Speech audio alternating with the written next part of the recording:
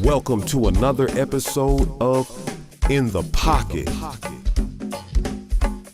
Straight up, DC, this is how we live. He's seen it all, he's heard it all, and he's had enough of the nonsense. Ladies and gentlemen, this is In the Pocket's Common Nonsense with Uncle Joe. You heard about this, an absolutely wild story at a time when we could be on the verge of some kind of disclosure about alien life and UFOs from the White House. They've said this. 4 people who worked in government programs and knew a whole lot about that topic have either vanished or have been murdered. That's a funny story. The crazy part of it is, yeah, they're UFOs, they comment. They out there. We all know they coming. But the thing is the fact that these people, some people died, got murdered, some people disappeared. That, guess what? It ain't got to have nothing to do with the UFO. Why you got to put that on the UFOs? You know what I mean? I know a bunch of brothers and people who done disappeared. Guess what? I can't blame that on the aliens. The aliens ain't do that. I hope they black, because I heard some stories and I read some stories and listened to some articles about aliens landing in Africa and Zimbabwe. You can look this up. And they talk to kids, and that's what the kids say. Oh, they was black men. They was tall black men. Boy, they ain't gonna like that. That's gonna be wild. I hope we walk out that joint. Common Nonsense. Washington, D.C.'s own Kenny Westray joins us as guest on In the Pocket's Authentic Everyone. We are one, all the way. You know, this friendship is tighter than you can ever get with anybody. Like I say, man, over 50 years of friendship, nothing like it. And this is what you see right here. He is the visionary founder and proprietor of the renowned brand We Are One Clothing.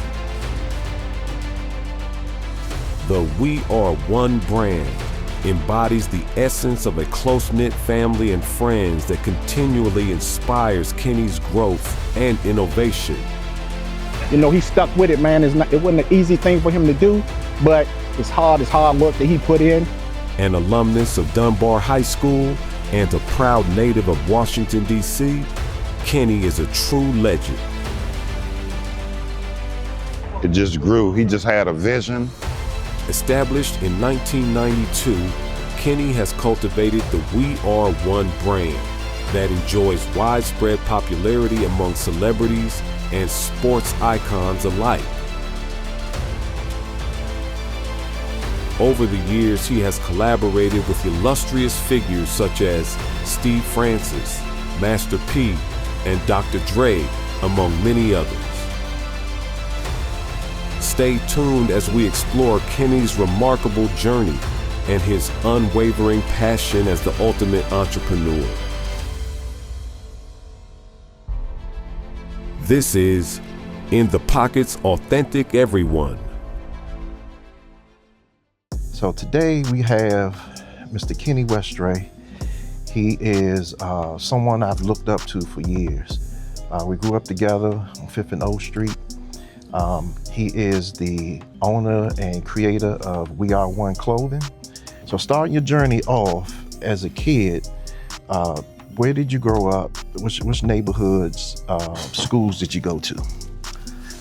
Yeah. Well, a lot of people don't know. They always think I grew up on 5th and O Street. I actually grew up in Southeast. Okay. Douglas Road. I went to Moulton Elementary School. Then I went to Douglas Junior High School for about 1 year before we moved to Northwest in 1979. Wow. And that's when I went to Shaw Junior High School. Mm-hmm. And from Shaw, graduated from Shaw, went to Dunbar, and graduated from Dunbar. Okay, I didn't know you went to Moulton. I actually went to Moulton. We were living on Hunter Place, right down to the end of the road there. You said around 1979 you moved over? Yeah, I went to Moulton from the 1st grade to the 6th grade. I went to Moulton from I was 6 until the 6th grade, and graduated from Panorama Room back then. Yes, sir. And we lived next to Douglas Junior High School. Okay. So Any fond memories of family back then, like mom, dad, sister, in that era? Farm member, I don't know no farm member, I just know we was poor. Yeah, I understand. So, you know, it was 8 of us. I was the youngest. So I didn't, you know, realize this new, I ain't know I was poor. I realize it now, but Right. back then, you know, it was, you know, it is what it was. I mean. Yep. Your any day ones, names you can mention of people you grew up with that are still on your journey now, from that time. My day ones really started when I got to Northwest. So, you'll see a lot of friends who I still deal with today, like on the, you know, day-to-day basis, like Clarence Bootney Green. My man, me and Kenny, Kenny and Steve, Bobo, we got over, I believe over 50 years of friendship, man. And pushing forward, it's a good thing, something we doing, winding down Saturdays over here, which is a big thing, which you can see. Steve Stevenson. Yeah, me and Kenny go way back. You know, I met Kenny when he was like 13, you know, and I was 16. And from then, we became besties, me, him, and Bootney. Bernard Epps, Chris Sherrod, and, you know, a bunch of my friends came later, but those were my, you know, some of my childhood friends. You know, I can't think about all of them, but, you know, Mike Muse.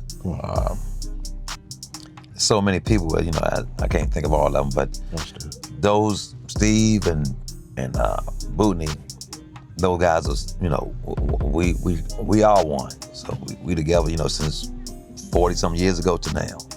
Awesome. You met him in Dunbar or the junior? No, I met him on 5th and O Street. 5th and O, okay.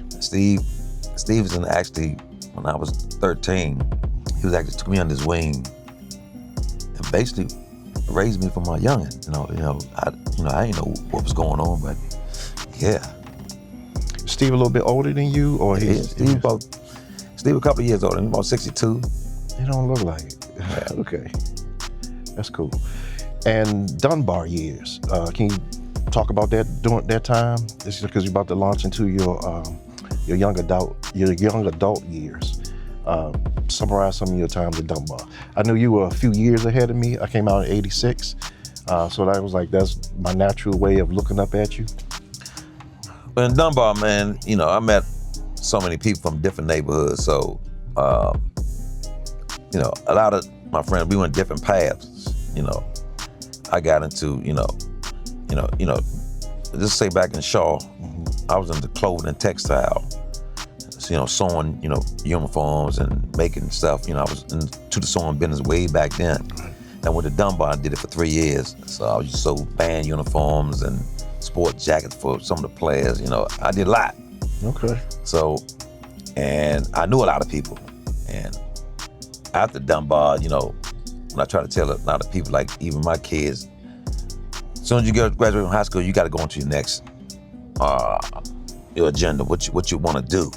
Correct. Because what I did, I graduated and then I left the streets grab me in. Gotcha. So I went off my path and let the streets grab me in. So, you know, back then in the 80s, you know, friends like Rafe Edmonds and stuff like that, and rest in peace, and Selman Hampton, you know, Babe Brother, rest in peace. You know, Darren Perkins. Those guys, you know, kind of groomed me into, you know, who I became, not knowing, you know, like, hey, I gotta get the fuck out of this drug business. Because once I was in it, I was in it. Right. I came home from jail in, 1989. 89, okay. And I was released from jail in November 89. November 15th, 89. I was shot in the face December 15th, 89, pronounced dead. Next year, I was stabbed up 7 times, pronounced dead. And that's when I got the message telling me, hey, I thought it was my mother, but my mother always said it was your grandmother. Right. That's, 2 strikes, you're not allowed 3. Right. So that's when I took, I was already, working the athlete foot, running the, stores, all that. So I said, and I was a buyer. for athlete foot. You know, buying Carl Kanai and cross colors and starter coats back then. So I just said, man, I'm gonna make my own stuff. Beautiful. And came up sitting outside of the athlete foot downtown on 10th and F Street. I just came up with three of my friends, Lawrence Walters and Dirk Pumphrey and Kevin Stevens. And they said, man, what you gonna call it? And at the time, you know, from the drugs to the streets and all that and the clothing, we was trying to be like Madness. Right. So we want to be like Ed, Larry, and Ty. So I said, our joint gonna be We Are One. So as I'm saying We Are One, it's some guys driving down 10th Street with his convertible open and the song is on. So I knew from that point, you know, the message was sent to me, you know, to start We Are One. I went to the lady next door who worked in the, you know, jewelry store. I said, yeah, I'm about to do We Are One. The clothes store. I don't think. And she said, it should be in the spirit of God, We Are One. So, you know, that's really our thing, our slogan, really in the spirit of God. Okay. You know, it's one God. You know, people always say, well I'm not Christian. You're right. You know, right. I'm more Muslim. I'm Muslim. I'm not Christian, but it's one God. Yes, sir. You know, whatever you want to call them, you know, whatever. But that's it. And from that path, we opened our first store on Florida Avenue in 1995. Okay. And I went in there just hoping to make $250 a day. And the first year we made $423,000. Beautiful. So that's awesome. I see a lot of athletes and celebrities wearing your brand. So your name rings out, the brand rings out. What was the creative process in creating the logo? Actually, I didn't create the logo. There's a guy who created my logo, and he actually told me more about my logo and what it was. It's like, man, hey man, We Are One is in the Bible, you know, like John 17:22. And when he created, you know, we had a different logo. The first logo was like a We Are One. It was like Brian Walker created that. And it was like, you know, we are one, but the R was like a root of a tree. Gotcha. So everything grew from that tree. But this young fella came in there and gave me the sun. I just tweaked the sun. Gotcha. Tweaked the sun logo. But he was like, man, you know, I said, you know, the sun actually is everything. It's what we depend on. Without it, we can't survive. The earth can't. So the sun is one. Right. So from that, we just moved on out. Sam Cassell is my god brother. Okay. Steve Francis is one of my partners. And then with these guys back then, Steve was hot. He was just coming to, you know, into his own. So we had stuff on him. Then, you know, Sam was already in the league.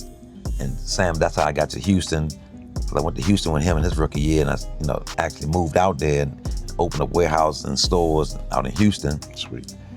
And our warehouse was close to where Westside Tennis Club, where the basketball NBA players would practice at. The Houston Rockets practice there. Gotcha. But in summertime, all the NBA players came there to play pickup games. Okay. My warehouse was about 10 minutes from there. Okay. After they come in, they would come to my warehouse. Spread like wildfire. Yeah, and just sit around, you know. I was just trying around everybody, you know. I lived where I bought my house, in the condo. I lived by everybody. Sam, Nick Van Exel, one of my partners, Steve Francis, you know, everybody lived there, you know, all the rappers, Bun B, you know. Right. You know, it's just everybody lived, and then they continued Mobley, Moochie Norris lived across from me. Okay. He from DC, so yeah, once I did that, we you know, that's when my vision was to take We Are One from DC. I didn't want to be a city clothing line. Gotcha. I wanted to be worldwide. Yes, sir. So with all that, and then with them guys wearing that stuff in the arenas, and they showing their GMs and the store, all that, I done reached out to me, like Denver Nuggets, we sold stuff in the Denver arena, Milwaukee, Houston. Gotcha. A lot of different platforms because the Players Award. Right. So once the Players Award, you know, the team, popularity yeah. was there. So yeah. So That's awesome. We even did an NBA deal when Donald Sterling came with that racist stuff. They reached out, they called me and said, hey, man, we want to use We Are One for our slogan for the playoffs. So we do that. You know, we'll make a deal with that. We make deals with everybody using We Are One. We make deals with Texas University or BYU, you know. So when you see them wearing that We Are One, they have permission to wear it. There you go. It's sanctioned. Yeah. Got you. And some people who don't have permission, like the Gap, who use We Are One on one of their things, but we had to sue the Gap. And that's when I knew, you know, we sued a $1 billion company and we won. Awesome. So, you know. They deserve that one. Yeah, well, they deserve it because I tried to, you know, I didn't want to sue them. I said, oh, when you doing all this, let's do a partnership. Okay. We get a little piece of the pie. They refused that one, huh? Yeah, they refused it for 2 years. So, you know, you go into litigation with these guys, take a lot of money. So if you don't really have the funds, it's hard to sue these guys. That's right. But I knew what they had was mine. So I would turn my house over to, you know, to get the money. But I had to do all that. Right. It worked out right. I came back, I was always thinking, I said, man, because from that part, when I met Master P in '99, through Sam Cassell, Sam brought us together, and that's when We Are One really took off. Okay. Really took off. So, if you guys know Master P, man, this brother, man, he had me for 4 years. He moved me to LA, gave me a car. When he was filming Gone in 60 Seconds, that's when we was in a gym. So everybody at the gym, I told him where the NBA players practice at. So I pulled him aside, I said, man, let me help you with your clothing line, because you know, your clothing line trash. Right. So after that, we had there's a lunchroom upstairs, and we went in, we ate. He said, man, I'm about to go to LA, and I want to call you when I want you to come out. Well, the next day, P called me. Well, he called Sam, and Sam said, P wants you to meet you at the airport. I jumped up, went to the airport, and I ain't had one of them nylon shorts and a t-shirt. Gotta go. I went to the airport and went to LA, and he told me, he said, man, I'm filming a movie with Nicolas Cage, Gone in 60 Seconds. So I hang in the trailer, and then I'm gonna tell you something, LA is cold as shit at night. I was cold as a motherfucker, but all I got thinking about, I'm gonna get paid. So fuck the cold, I just took it. Right. I was like, I'm gonna get paid. So man, this is a true story. Me went back to the room, the hotel room, and P room was next to mine. And he was like, I came on his room, we sitting there talking, and he said, man, what's your bank account? What's your bank account information? So at the time it was SunTrust. Not SunTrust. No. It was SunTrust. It's Truist down, but it was SunTrust. Yeah, SunTrust. Yeah. So at the time I had about $5,000 in the bank. You know, which to me back then it was okay, because I was still getting, you know, money every day, you know. And P said, man, you ready to go back to Houston? I said, yeah, I can go back. You know, he said, because you're going to work with me, and I'm going to get back in touch, you know, I'm going to call you. I gave him my routing number. So he said, I'm going to put some money in your account. I get to Houston, and my man, Emmanuel, picks me up. I said, man, take me to the most machine. You know, we call it the most machine and shit. Right. Take me to the most machine. So I went in there, took out $20. Kept looking at the damn receipt and shit. That bitch said like 104,000. I said, what the fuck? So I did it again. Right. I kept looking, I kept calling that motherfucker like, man, what? I said, Black. Is it right? I said, God damn. Right. So P was like, yeah, I gave you that 100,000. Well, you come work with me, and you got enough money to have somebody run your shit back in DC. So that was Lil Benny and Earn. Right. They ran the store. I wasn't there. I moved it. I was living in LA with him for 3 years, and I left LA after the deal was over, went back to Houston. And that's when Nick and Steve Francis came in and said, man, we'll work with you. We'll do it. You know?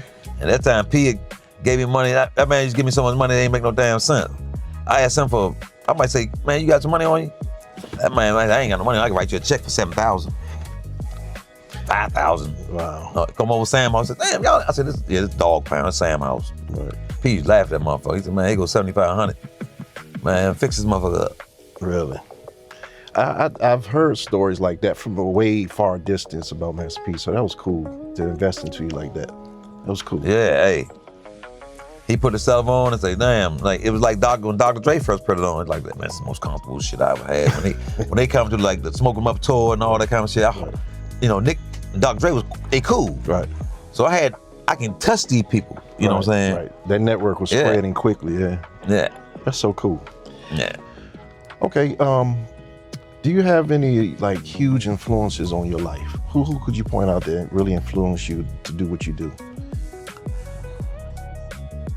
I don't have no one person I look to that influenced me. You know, like I said back then, madness influenced me what I want to do. But who I look to influence me now is God. Because I can't do none of this without God. People ask me all the time, man, who come up with the designs? Who come up with this? Me. You know what I'm saying? But sometimes I don't know how I come up with it. You know, I don't. I don't have no path to how you do this. It just comes. It just comes there. The colors come in your mind and all that, and it just come there. So my focus is on what I want to do. Some people, they open a business, they do 3 or 4 different things. I want to clothes, I want to do this, I want to do that.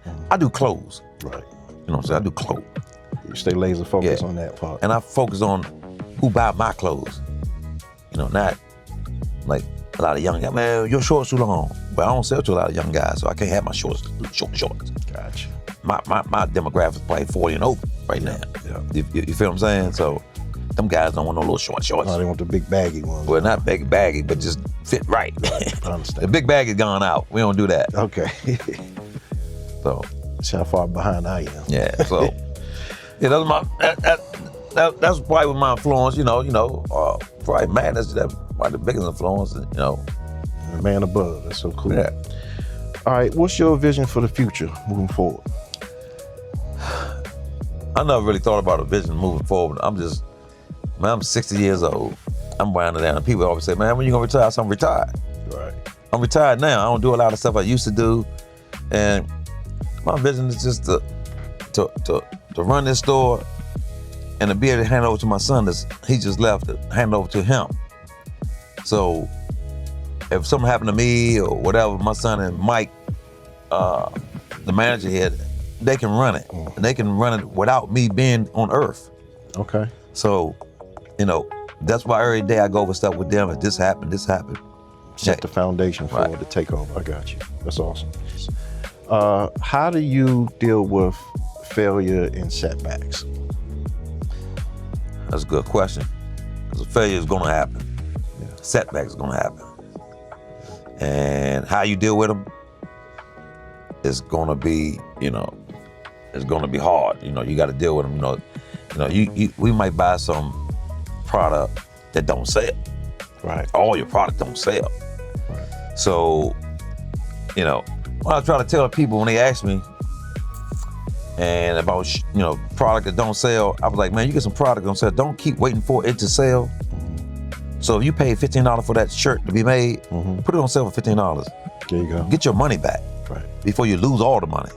You know what I'm saying? So I always, tell people that, a lot of people, don't keep walking around here trying to sell a shirt for $50 and you ain't sold one in a month. Right.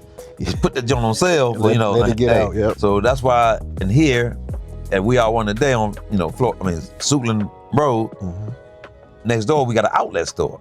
Okay. So we did the outlet store, so all the stuff that we can put it over there.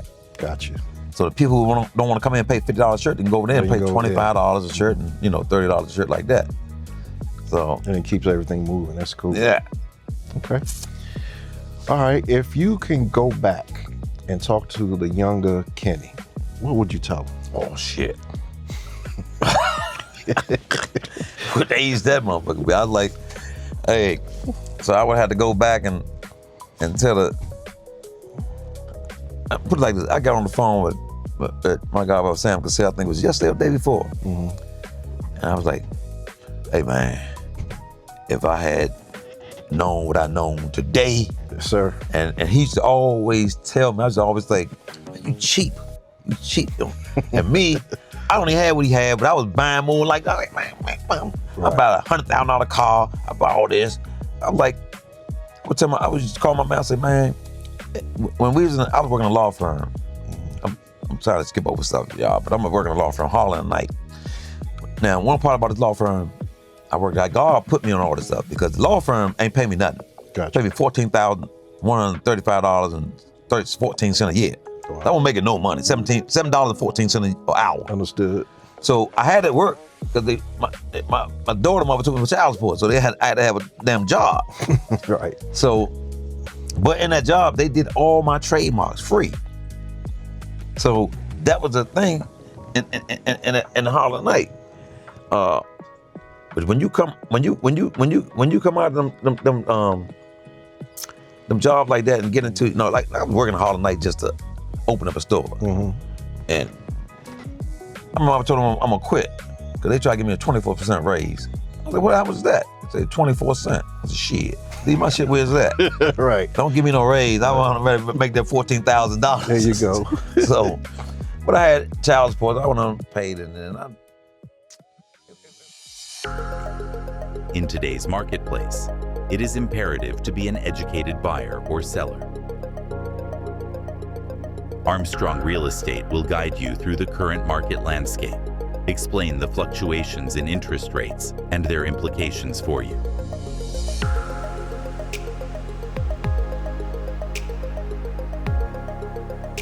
Allow Armstrong Real Estate to help open the door to your future home and/or commercial property.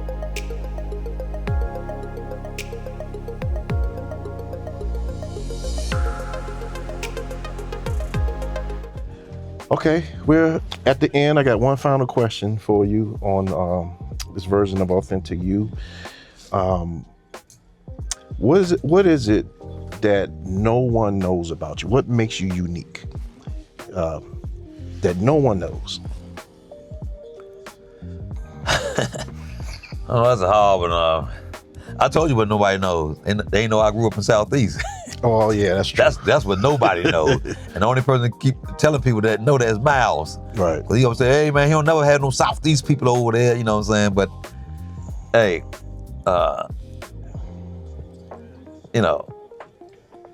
most people think I'm, I think I'm crazy, but most time I'm really subtle, you know what I'm saying? I don't, do too much. I don't, talk about people. I love my sisters like your sister. Mm-hmm. So, some people might say, man, who you messing with them girls? I ain't messing with none of them. Right. I grew up with them from 13 on up. Well, look, that's the We Are One Angels, right? Yeah. All right. That's awesome. Who was in that group?